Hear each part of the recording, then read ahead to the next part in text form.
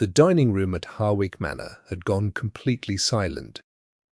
"That dress," Lord Harwick said, loud enough for every guest at the table to hear, setting down his wine glass with deliberate precision, "looks as though it was made for a scullery maid who had ideas above her station.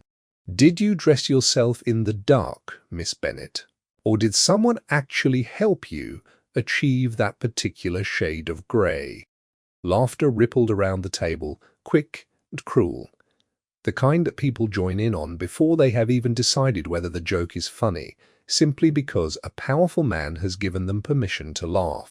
Margaret Bennet sat perfectly still at the foot of the table, her hands folded in her lap, her plain grey dress catching the candlelight in a way that made it look, if anything, rather elegant against the gaudy silks around her, though no one at that table was inclined to notice such a thing. Least of all the man who had just humiliated her in front of 11 guests. She said nothing. She had learned, over 3 long years in that house, that silence cost her nothing, and gave her enemies no fresh material to work with. She simply lifted her fork, cut a small piece of the roasted pheasant on her plate, and ate it with the same composed dignity she had carried through every insult that had come before this one, though this particular insult, delivered at the head of his own table, in front of guests who mattered to his business and his standing, was one Lord Edmund Harwick would come to regret with a completeness he could not yet imagine, because within the month the deed to that very table, and to the house around it, and to every acre of land his family had held for 4 generations, would belong to her. If a story like that one has already got its hook in you, do stay a moment and tell me so in the comments and press that subscribe button before we go any further, because what happened at that dinner table was only the beginning of what Lord Harwick was about to lose.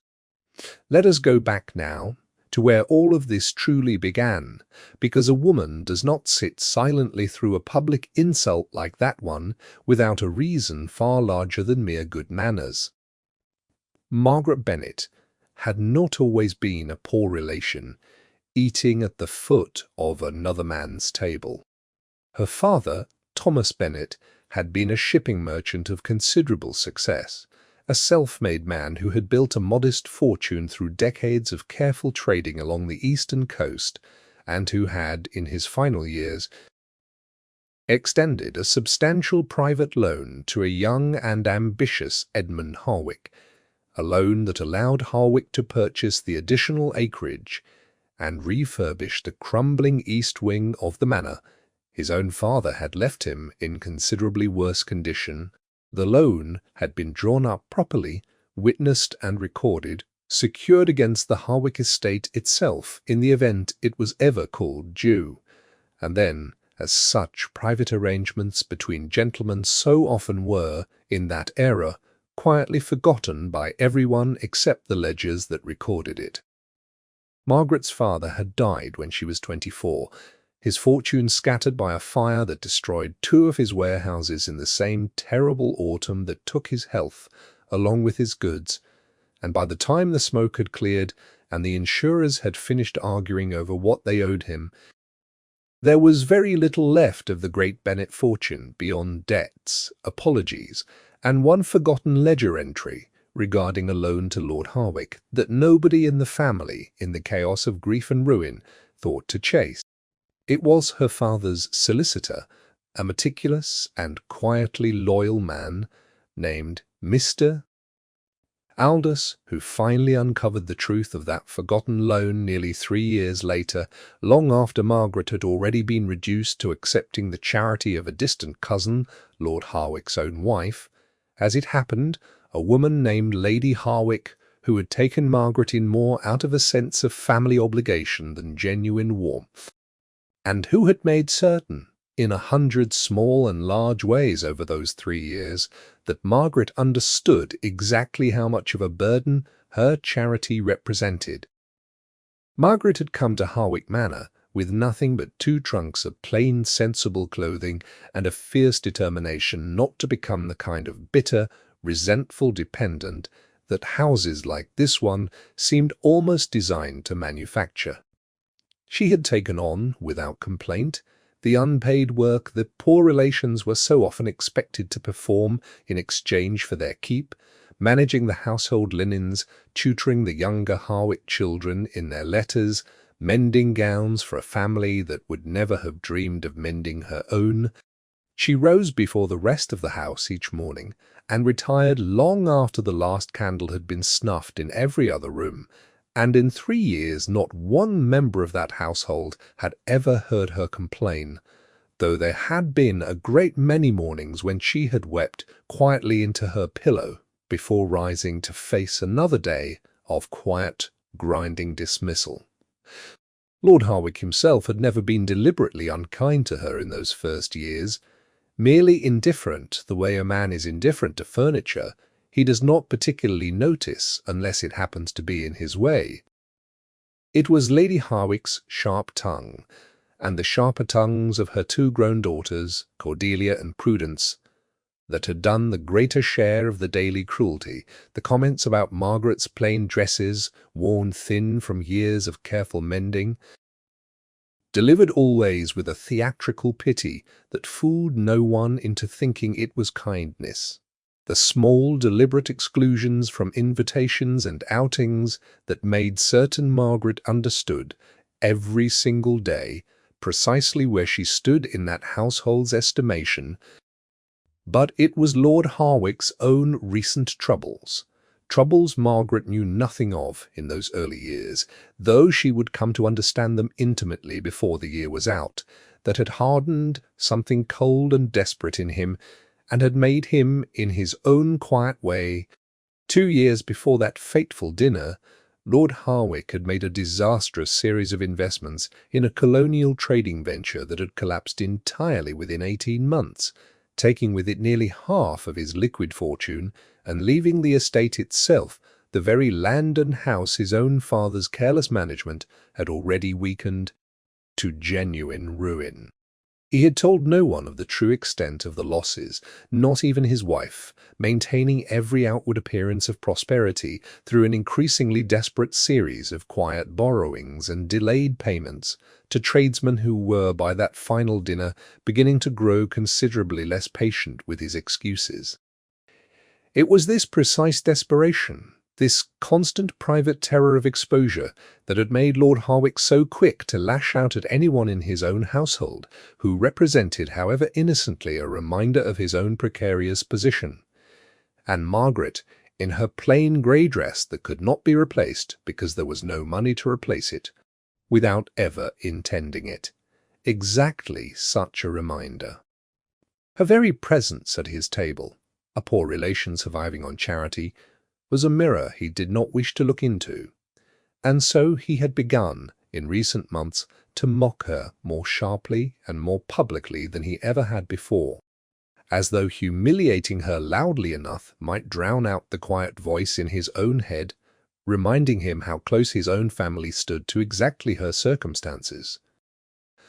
None of this excused what he did that evening at dinner, but it explained, at least, why a man who had once been merely indifferent to a poor relation had become, in the space of 2 desperate years, genuinely cruel to her, and it explained, too, why the timing of Margaret's own quiet discovery, made only 3 weeks before that terrible dinner, could not have arrived at a moment more precisely suited to bring the whole rotten structure of Lord Harwick's pride crashing down around him.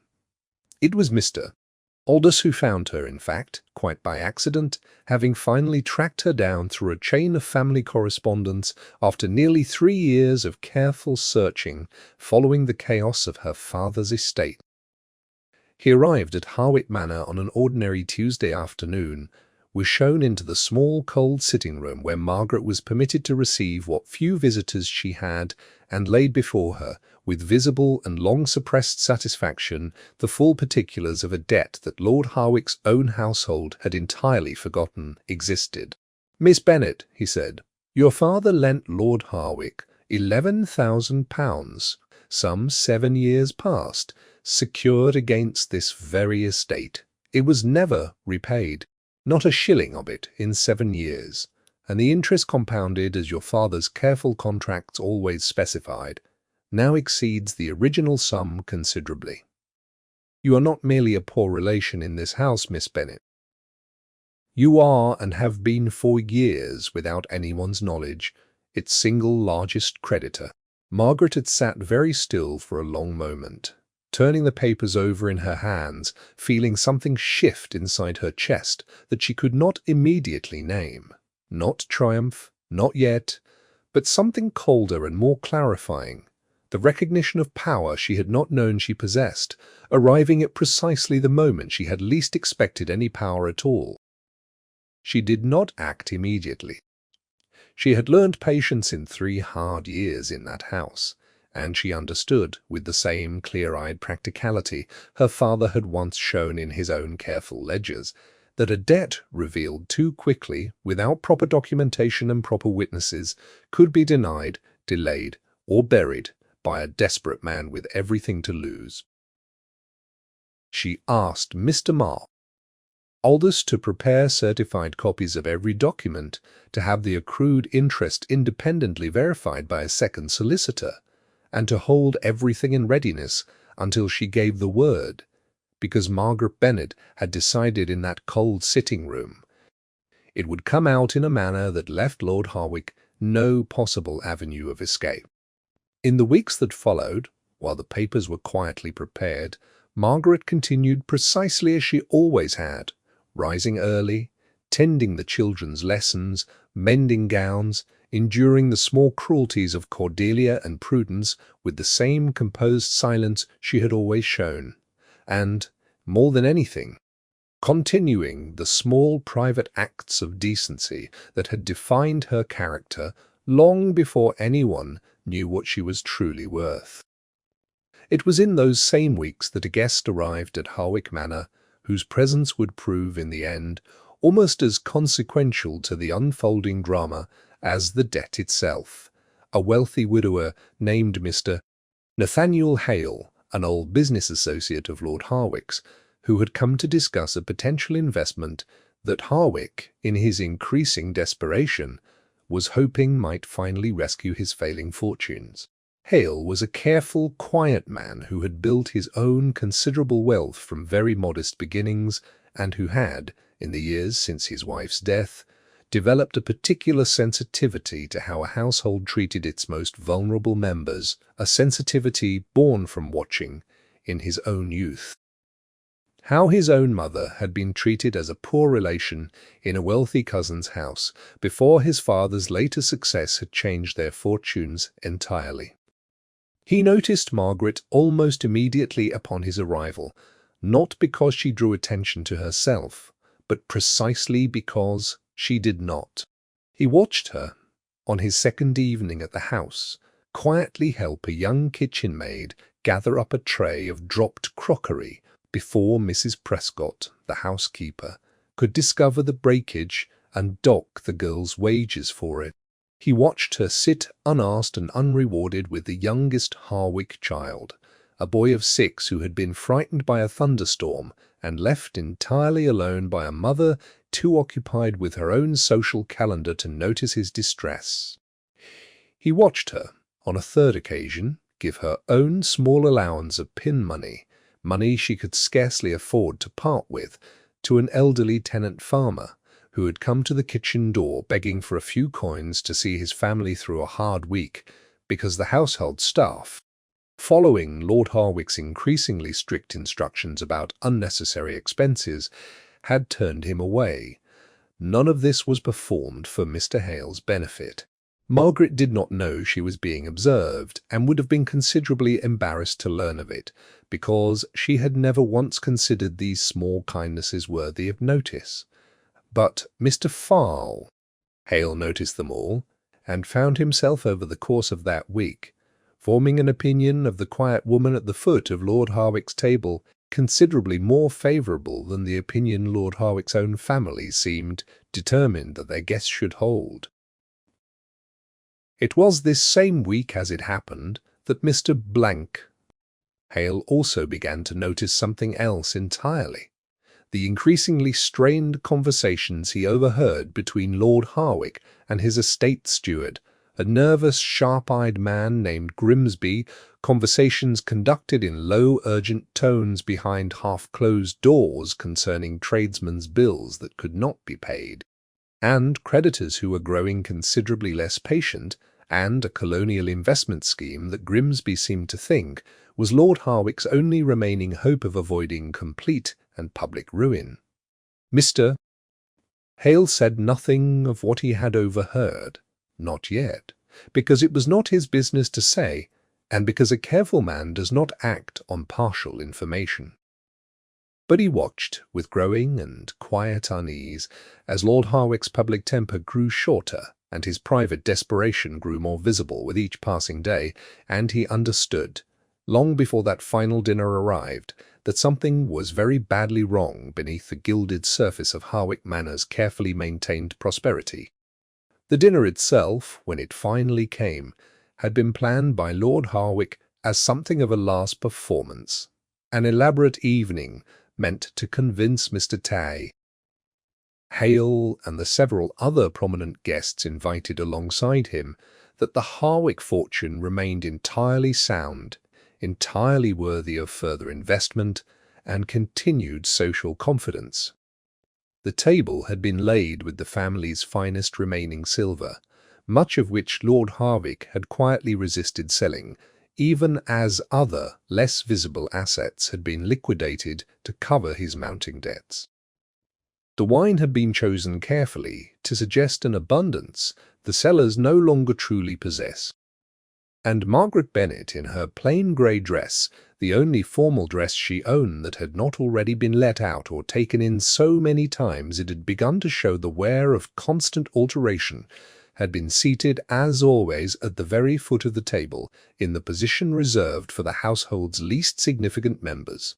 It was midway through the second course, with the wine already flowing rather more freely than Lord Harwick's steward would have advised had anyone thought to ask him, that Cordelia Harwick made the first comment of the evening, a light-hearted remark delivered with a smile, about how quaint it was that dear cousin Margaret always seemed to find such perfectly practical fabrics for her gowns, as though practicality were the very highest compliment one could pay to a woman entirely lacking in fashion.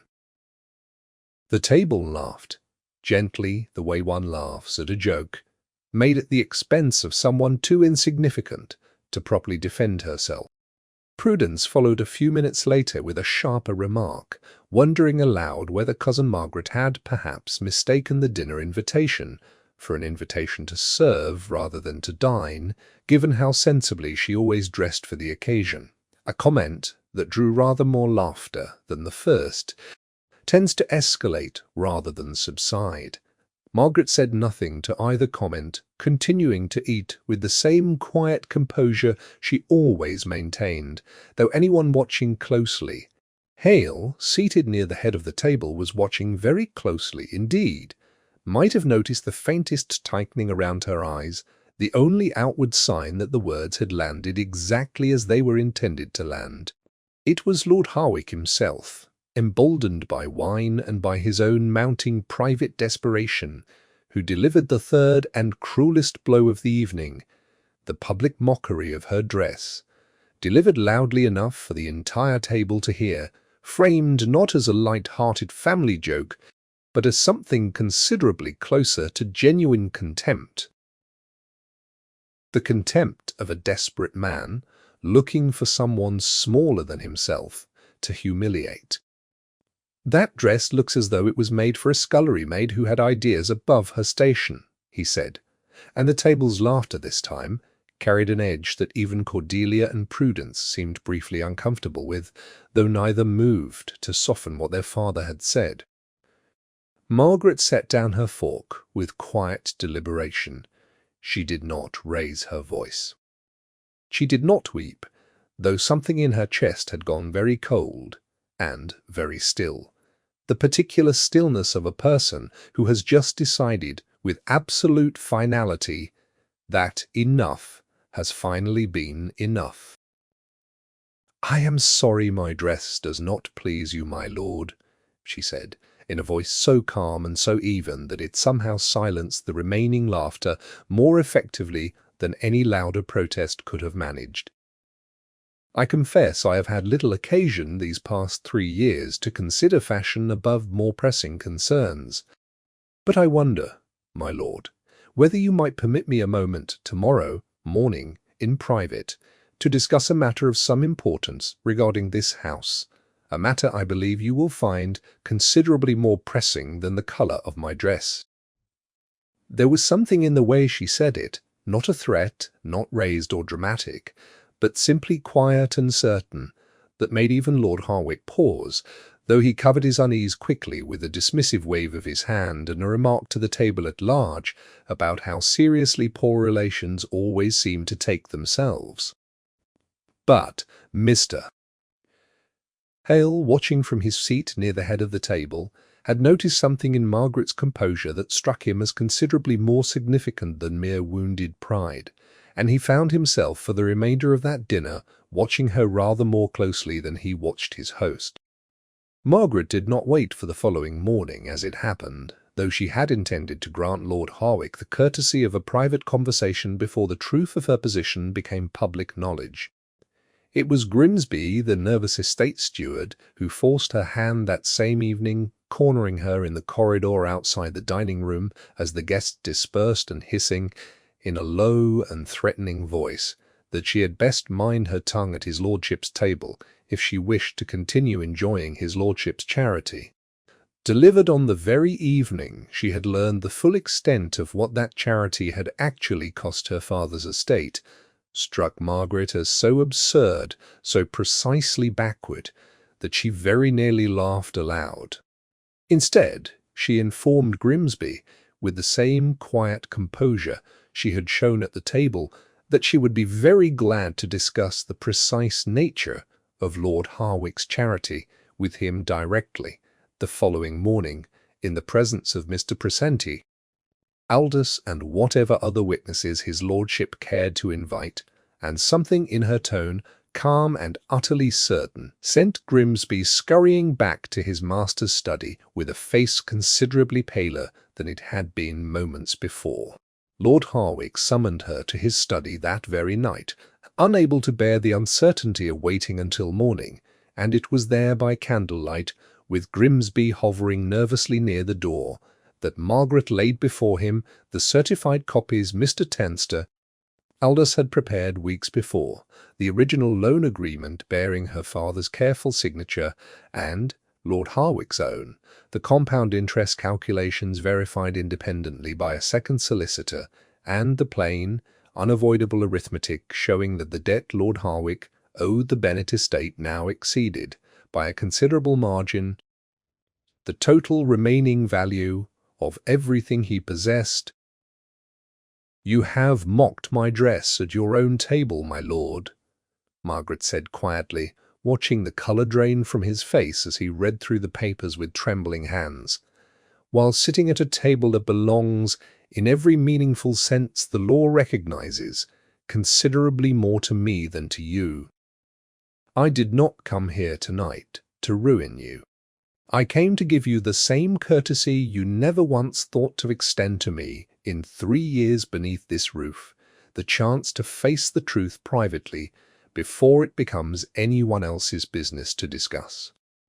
Lord Harwick did not sleep that night, and by morning word had somehow already begun to spread through the household staff, servants talk, in great houses, considerably more freely than their masters ever imagine, and Mrs. Prescott, the housekeeper, who had watched Margaret's quiet kindnesses over 3 years with considerably more sympathy than her master had ever shown, had not been entirely able to contain her satisfaction at the news that reached her before breakfast. By the time Mr. Hale came down for his own breakfast that morning, the atmosphere in Harwick Manor had shifted so palpably that even a guest of only a week's acquaintance could sense something momentous had occurred overnight. Hale himself, in fact, who suggested, quietly, and with the careful diplomacy of a man who had spent decades navigating delicate business matters, that whatever had transpired between Lord Harwick and Miss Bennet deserved a proper and public accounting, rather than being managed away in whispered corridors, precisely because he had come to Harwick Manor to discuss an investment in Lord Harwick's fortunes, and he had no intention of investing a single shilling in a man who had just been revealed in Mr. Birch. Hale's private estimation to be both financially unsound and morally considerably smaller than his title suggested. It was this suggestion, delivered with quiet but unmistakable firmness, that led to the gathering held 2 evenings later in the very same dining room where Margaret had first been mocked, a gathering Lord Harwick had little real choice but to hold, given that Mr. G. Hale had made plain his own withdrawal from any future investment discussions until the matter of the Bennet debt was properly and publicly resolved, and given that Lord Harwick's remaining creditors, sensing the shift in his fortunes, had begun to grow considerably more insistent about the debts already owed to them. The same guests who had witnessed Margaret's humiliation 2 evenings before were invited to witness, this time, something considerably different.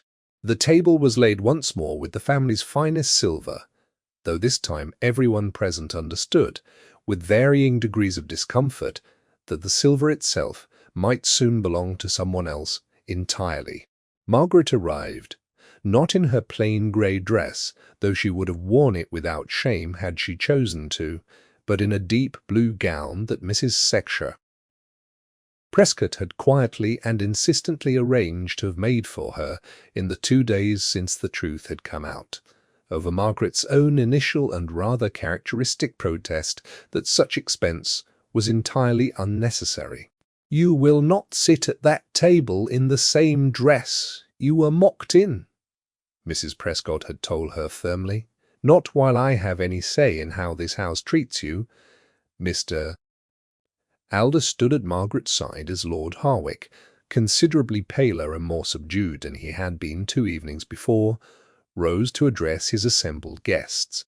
He did not attempt to disguise or soften the truth, having understood by then that there was no version of events that would allow him to emerge from this evening with his pride entirely intact, and having decided, in the 2 days of reflection since Margaret had first confronted him, that the only remaining dignity available to him lay in facing the consequences plainly rather than attempting, as Grimsby had urged him, to delay or obscure them further. 2 evenings ago, he said, his voice considerably quieter than the confident tone he had used to mock Margaret's dress, "I insulted a woman at my own table, who I have since learned holds a debt against this estate considerably larger than everything I currently possess. Her father lent my family £11,000 7 years ago, a debt I allowed to be forgotten through my own family's carelessness, and, I confess, through my own more recent and considerable shame at how badly I had managed what remained of our fortune. I mocked Miss Bennet's plain dress at this very table, without once considering that the woman wearing it held, in law and in simple justice, a claim to this house considerably stronger than my own. There was the particular hush that falls over a room of people realizing, all at once, that they have witnessed something considerably larger than they understood.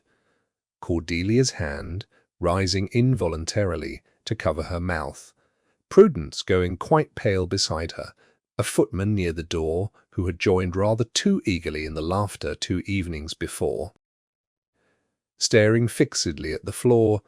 "Mr. Bryce."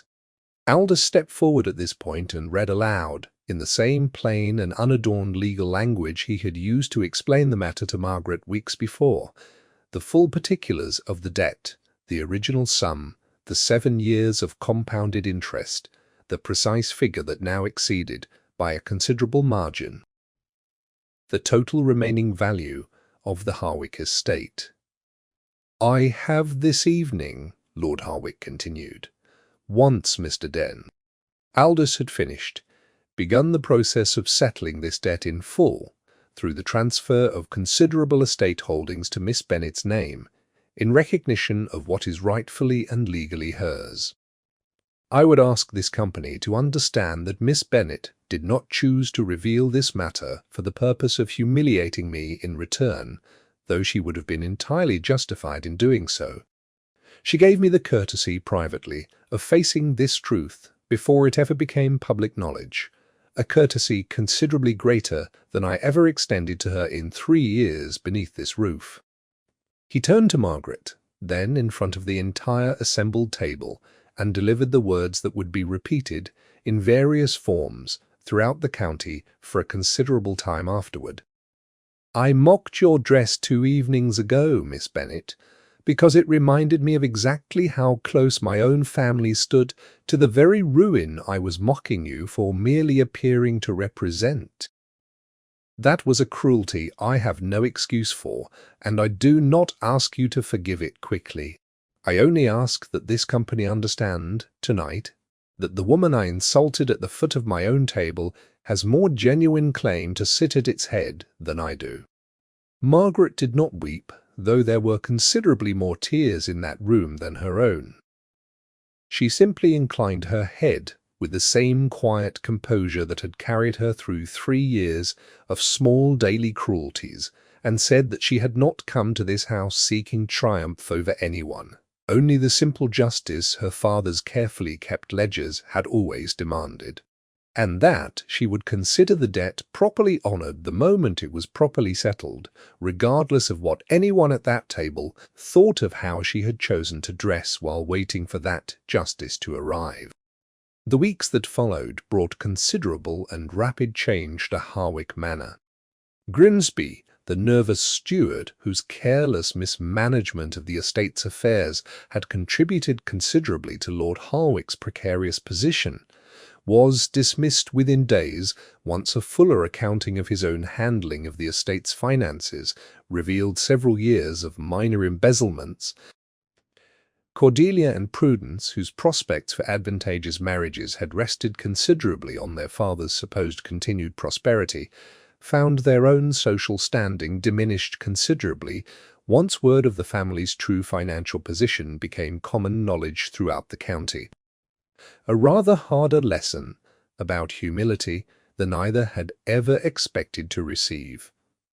Lord Harwick himself, stripped of a considerable portion of his estate through the settlement Mr. Prater Aldous had carefully arranged, found himself required to live rather more modestly than his title had previously suggested, was necessary, though it was widely remarked upon, in the months that followed, that he seemed, if anything, considerably less desperate and considerably more genuinely at peace with his reduced circumstances than he had been in the 2 anxious years leading up to that fateful dinner.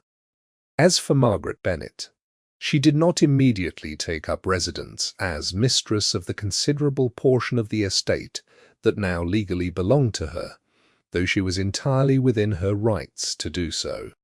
She remained, instead, for the better part of a year, working alongside Mr. Burr, Aldous, and a newly appointed and considerably more honest steward to ensure the estate's remaining tenants and servants, people who had shown her nothing but quiet kindness throughout her 3 difficult years in that house, were properly protected through the transition, because Margaret Bennet had learned from her own father's careful example that a debt properly settled required considerably more than the mere transfer of papers.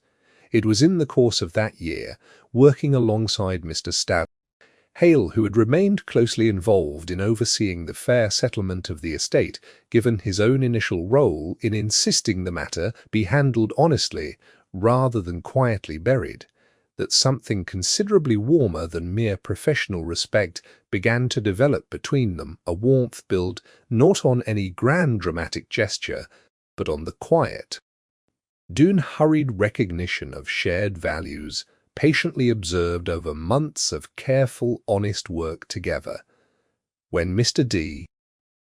Hale finally proposed to her the following spring, he did so not in any grand ballroom or before any audience, but in the modest kitchen garden of the smaller house Margaret had chosen for herself, deliberately over the grander portions of the estate she might have claimed.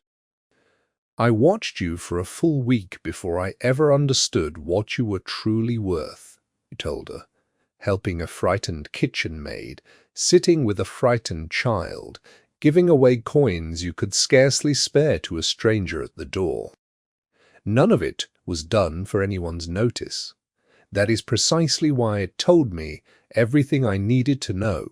Margaret accepted him with the same quiet composure with which she had once told a mocking lord that she would very much like to discuss a matter of considerable importance the following morning, and they were married that summer, in a ceremony considerably smaller and quieter than Harwick Manor had ever hosted. Attended by tenants and household staff who had known Margaret's quiet kindness long before anyone else in that house had troubled to notice it at all. There is a particular truth worth remembering in a story like this one, and it deserves to be said plainly. The world will very often laugh loudest at exactly the person it should be listening to, mocking a plain grey dress while remaining entirely blind to the character wearing it. Margaret Bennet held the deed to Lord Harwick's own table for 3 long years before anyone at that table ever thought to ask what she was truly worth, and it took one careless, cruel remark, delivered in front of the wrong witnesses, to finally bring the truth into the light. Remember that, the next time you find yourself tempted to measure someone by the plainness of their dress rather than the quiet steadiness of their character, it is very often the person laughed at loudest who ends up in the end holding every card the room never knew was in play. If this story found its way into you the way it found its way into me, tell me in the comments which moment made you sit up straightest, and be sure to subscribe for a new story of quiet justice and hard-won grace every week.